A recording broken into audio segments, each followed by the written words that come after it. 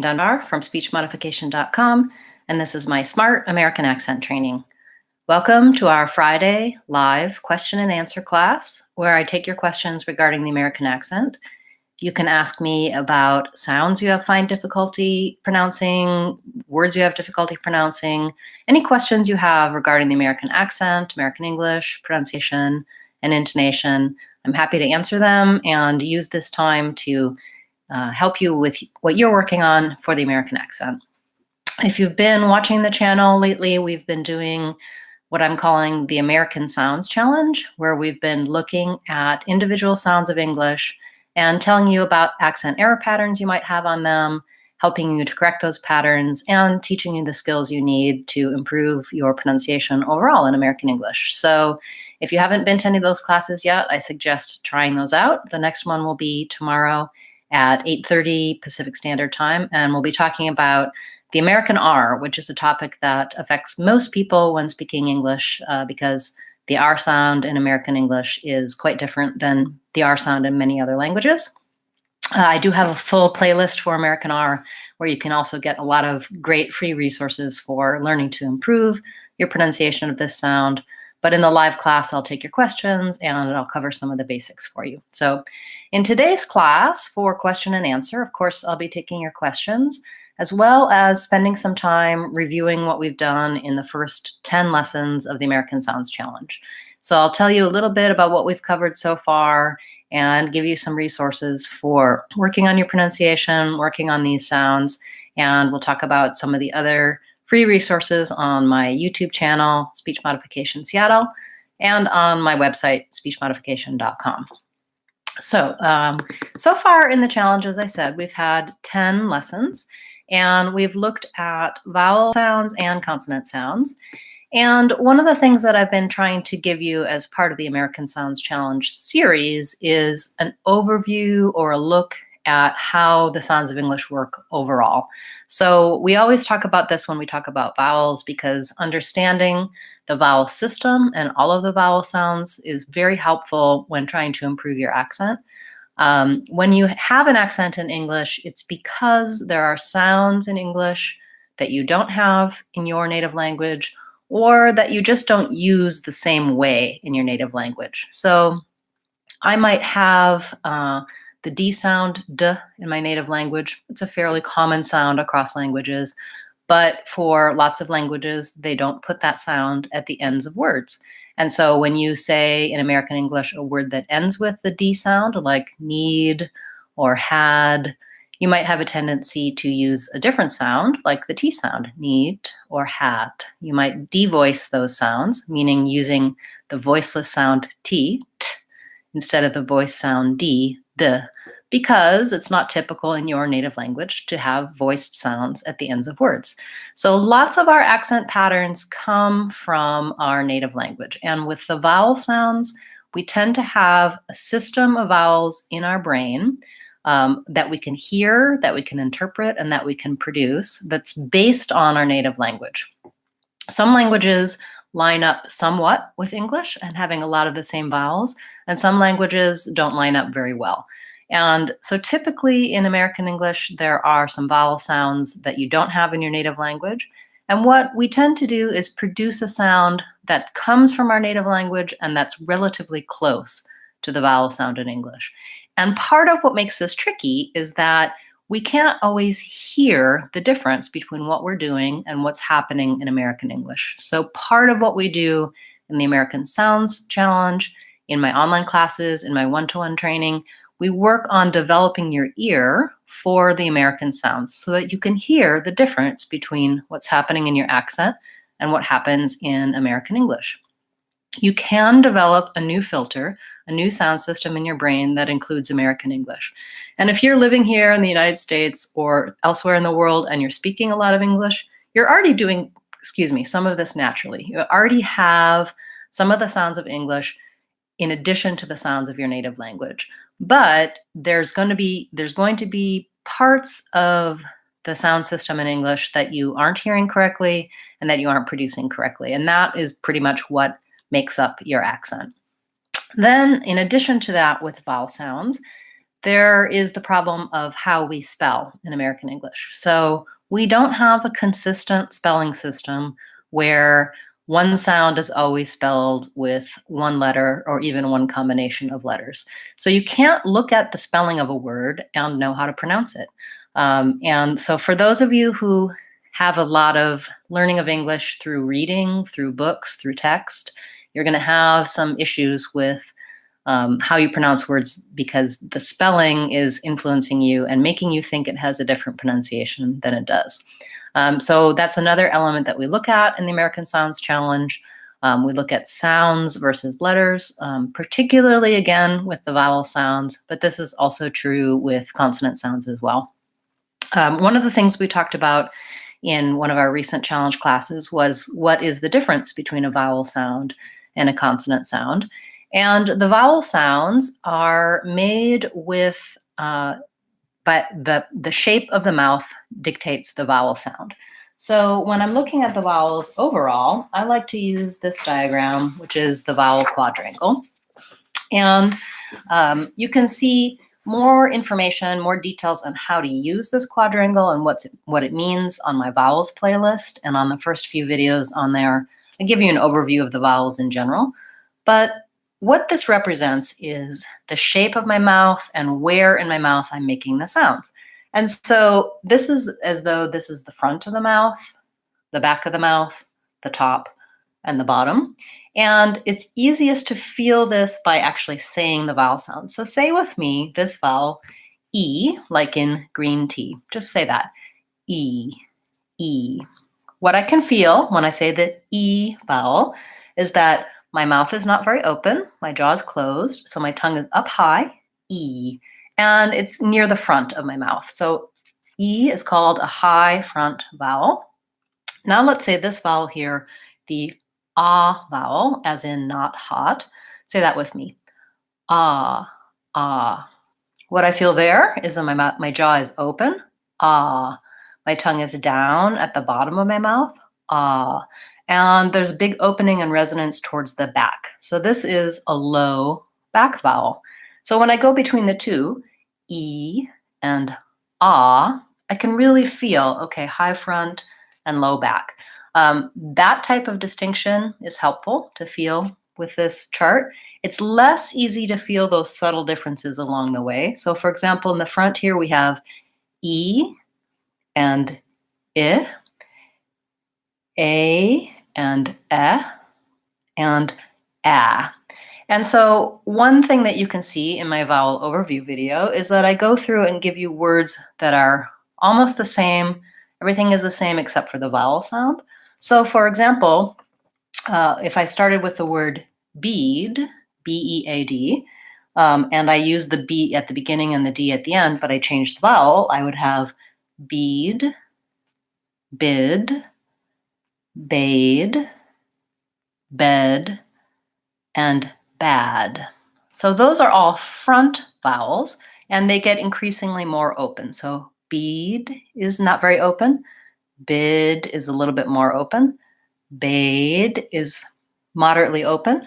Bed, also moderately open. And then bad is the most open. So I'm going from high to low for the front vowels.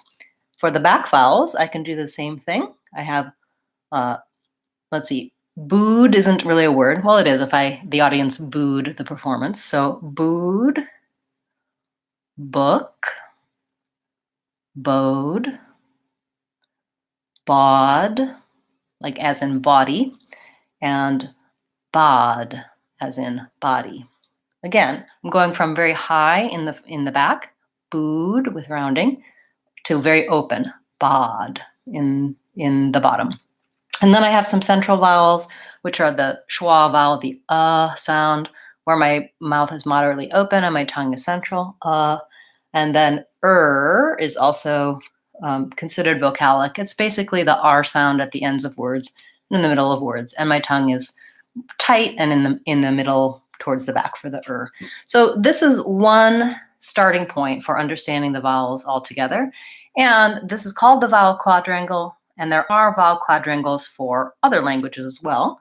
These are the IPA, or the International Phonetic Alphabet symbols where one symbol is one sound. So this is always E, this is always I, this is always ah, etc. And so you can rely on the symbol to tell you the vowel sound, and you don't need the spelling. These same symbols apply in other languages as well. So it can be useful to look at your native language and see, okay, which vowels do I have in my native language and which ones don't I have? Automatically, the ones that you don't have in your native language, you may need to pay more attention to when you're working on your accent. I'll talk more about that in just a moment. I see we have a question. Question, could you please explain how to pronounce the schwa sound when it comes at the end or in the middle of a word? Thanks. Okay, so the schwa sound is always going to be the same sound. It sounds like if I were to spell that in English, and you can spell it, you do see it in the dictionary because people say when they're thinking or I would spell it UH. In actuality, the schwa is spelled with many, many letters. It can be an O like money. It can be a U like fun. It can be an A like was. So we can't really rely on the letter. These are the symbols for schwa. And in the middle and the ends of words, it can be either one. So the reason there's two symbols is that in a word like fun or money, it's in the middle of the word, and it's this symbol because this is a stressed schwa. It's in the stressed syllable of the word. Money, the first syllable is stressed and stretched. So it sounds like money, fun. I hold that slightly longer simply because it's stressed. So that's why it has a different notation. In a word like organization, I'm going to have this schwa, which is the unstressed schwa, and it's there because of the unstressed syllables in the word. So in the word organization, I have the schwa here, orga, na, ze, shun. There's three schwas in that. And the only difference between the schwa in fun and organization is that fun, the schwa is held for longer. So organization, I'm just really touching on those schwas quickly and lightly, organization. So it doesn't get length, it doesn't get a lot of length. The length in organization is here on the stress syllable ze and on the secondary stress syllable or. So long, short, short, long, short, organization. Most of the length is here and the clear vowels here. So when you're thinking about pronouncing schwa in the middle and the ends of words, most of the time you're going to be just trying to think about touching on it lightly and quickly if it's the unstressed syllable, or using it for the correct duration, normal duration on a longer syllable, like in fun or money or was.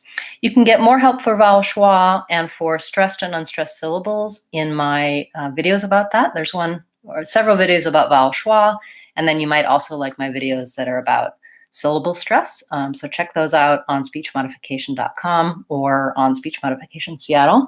One thing I recommend is when you have a question and you'd like to go a little bit more in depth, is that you use the search tools on my website and on my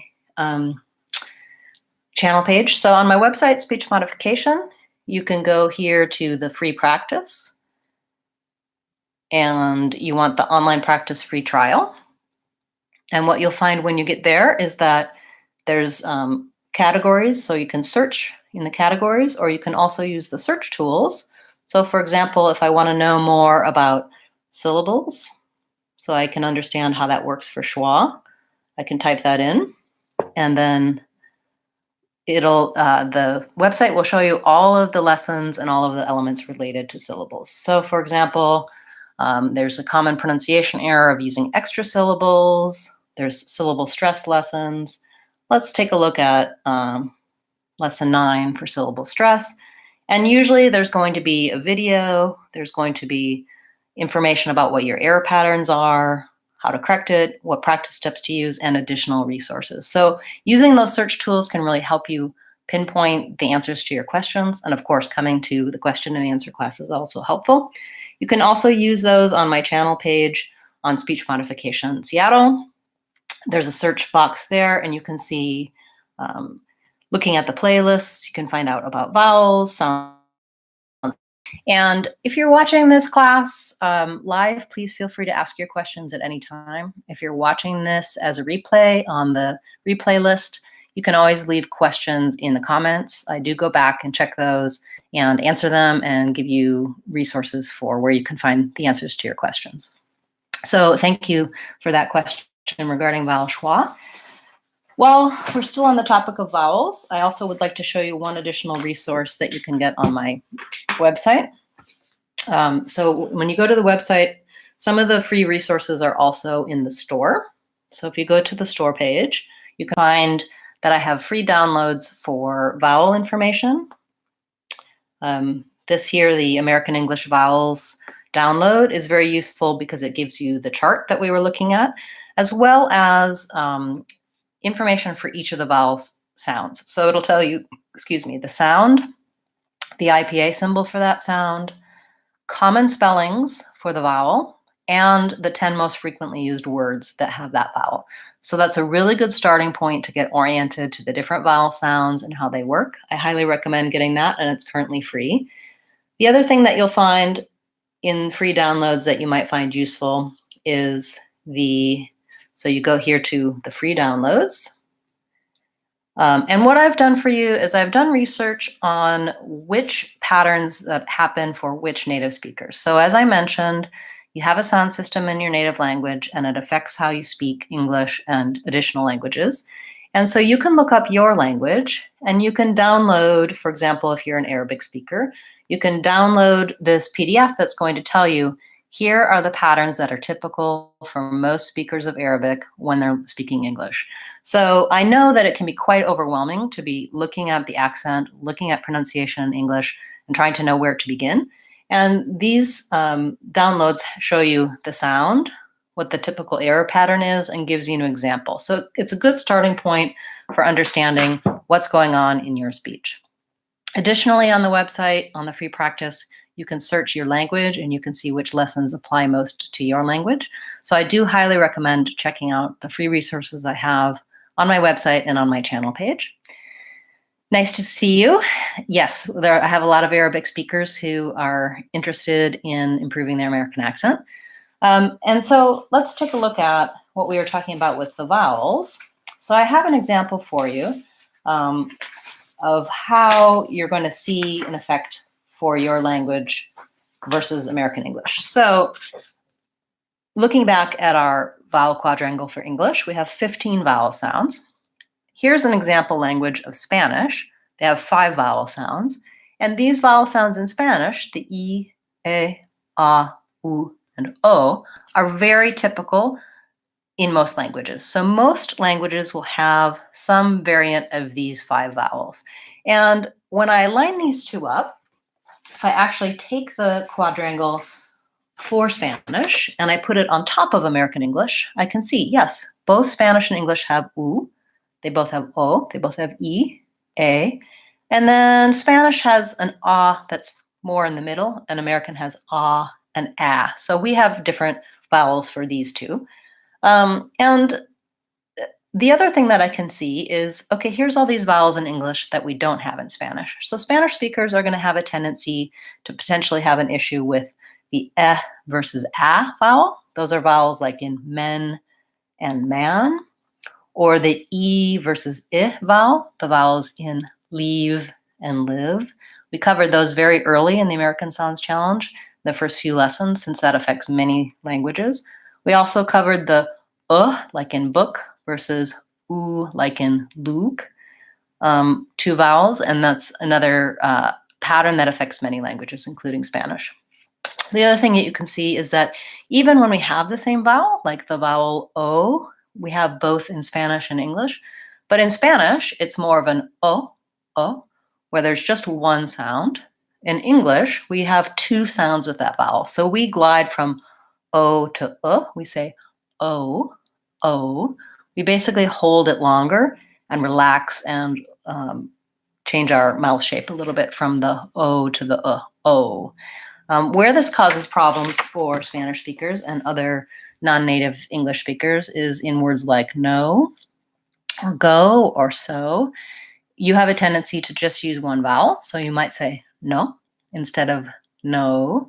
And to the American listener, when they hear you say no, it doesn't sound like an error per se. They understand what you're saying.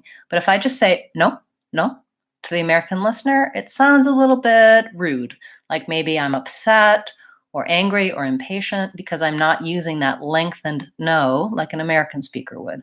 And so some of the elements of our accent really don't interfere with being understood. If you say no, people understand you, no problem, but they might think you might be conveying a message you don't intend to convey. It might sound to your listener like you are impatient or angry with them simply because you're using just the O vowel instead of the O.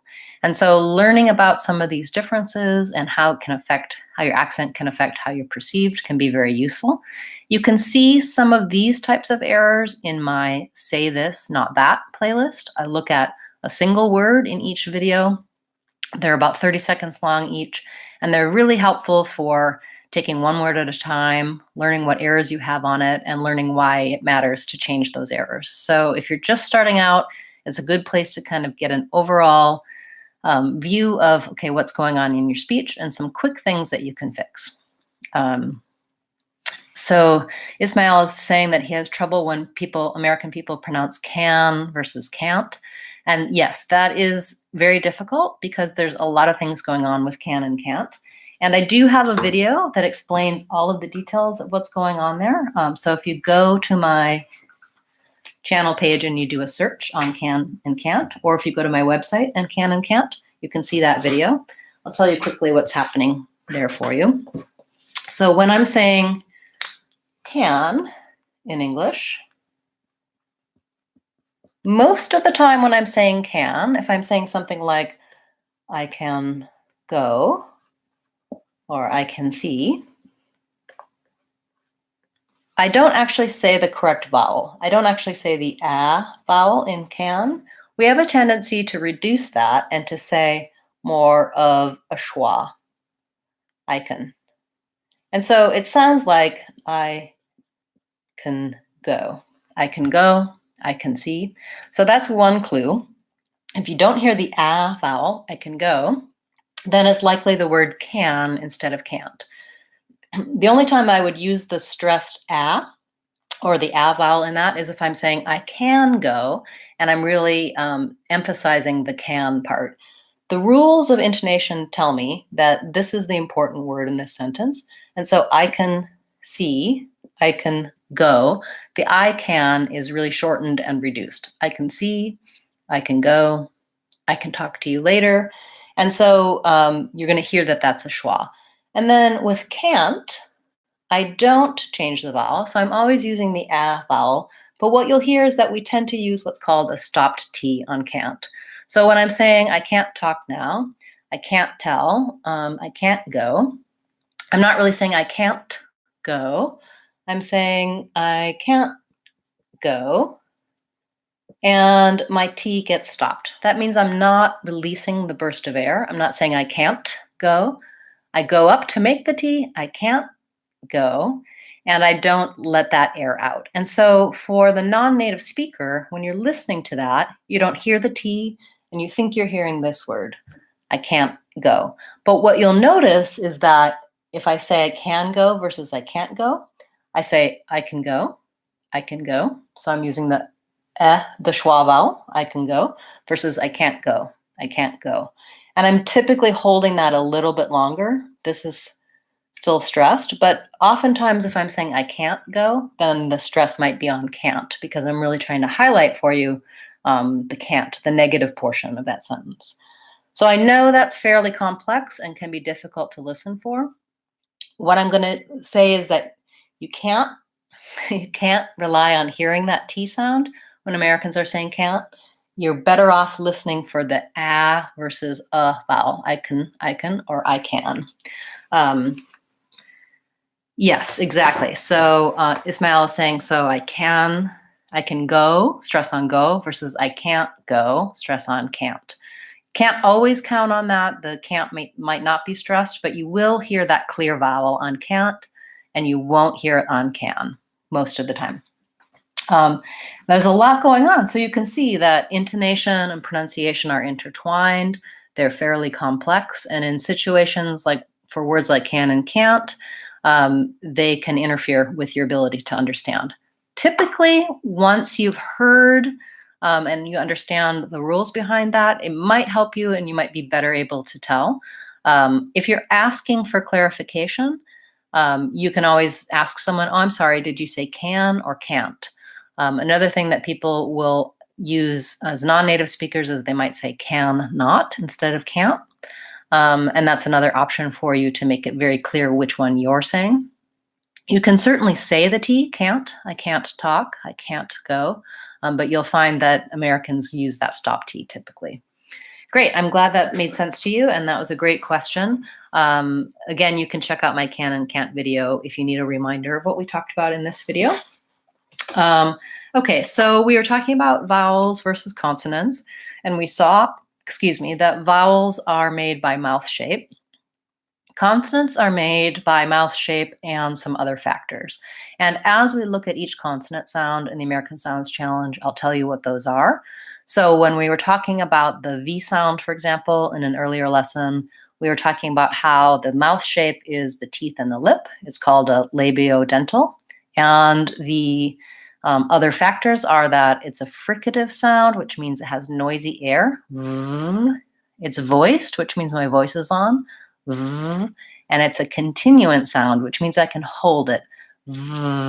Versus when we were talking about the P sound, I can't continue that. It doesn't go on once the sound is made, it's done. It's made with both lips. So it's called a bilabial. And it's a stopped sound. So I stop the air and then I release it. Also no voice. It doesn't have my voice on versus b has my voice on. So we'll be looking at each of the consonants and giving you help with the placement, where in the mouth you make it, and what else is happening there. The reason it's useful to know that is very frequently the errors we have on consonant sounds have to do with the placement or the manner or the voicing. And so understanding again what error patterns we have and why helps us correct them. So I hope you'll join me for our next American Sounds Challenge class, which will be tomorrow at 8:30 Pacific Standard Time, and we'll be talking about American R, as I said. And then next week on Friday, we'll have our question and answer class at 12 o'clock, and we'll be taking your questions as well. So Ismail is talking about very versus berry, and the V continues in very. You're correct. Very and berry. And that's a typical pattern for Spanish speakers. They have some difficulty differentiating those two because in Spanish, there's kind of one sound for both the V and the B versus in American English, it's two sound. The B is stopped and the V is continuing. Very good. Excellent. So again, find and use the free resources on speechmodification.com. Right now, my online courses, my video courses, all have a 2-week free trial. So I hope you'll check those out. And they have a low subscription cost. They're on sale for the beginning of the year for under $5. And you can check those out on Speech Modification on my courses page. I'll go ahead and put that link in the chat for you so you can check that out after class. If you find that these videos are helpful for you, then I think you'll really like that online course, particularly my 6-week course, which walks you through the fundamentals of smart American accent training, teaches you step-by-step how to change patterns and sounds, and which patterns and sounds are most important for you. So check those out. I do have local classes here in the Bellevue area, so you could join us on Wednesday nights or Tuesday mornings if that works well for you. I hope you'll be a part of those classes. And today's quick tip, I want to talk about what it takes to change your speech. So one of the things I read recently was some research about how to learn something new and how you don't need 10,000 hours to learn something new. You don't need years and years. You basically need about 20 hours to learn something new. And of course, this is an overgeneralization, but the way it applies to speech is that to think more about how it takes a little bit of persistence and consistency to make changes in your speech. And so I always recommend trying to choose something small and trying to practice a little bit every day to make those changes. If you're going to do 20 hours of practice, which is about what they say it takes to learn something new, if you did that for a month, that would be 45 minutes a day. I would recommend instead doing 5 to 10 minutes a day because you can build that habit slowly over time. And it won't take you 20 hours to learn one thing in changing your speech, but in 20 hours, you could learn quite a few different things and make a significant change in your speech. So I hope that you'll keep in mind that even though there's many different things that happen with accent training, if you take a small step and you do it consistently, you'll see results in a short time and you'll be very happy with those changes. And the value in changing your speech is not that you need to be not have an accent, but it's more in that it's really valuable to be well understood when you're speaking in English. So there's elements of your accent that really do interfere with how people understand you. And I try to really prioritize those sounds and those patterns so that you can speak English clearly and be well understood. And then, of course, I also like to give you the tips that really sound a little bit more American if you're looking to acquire an American accent and have more of that typical American sound. For me, the priority is always clear communication and being well understood and clearing up those situations that make you have to repeat yourself or make it difficult for people to understand you when you're speaking to them.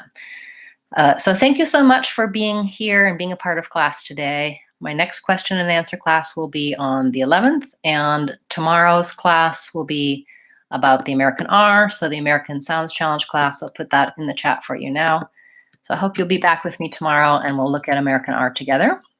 Thanks for being a part of class today. I'm Christine Dunbar. Remember, if you want to sound American, you can do it. Speechmodification.com.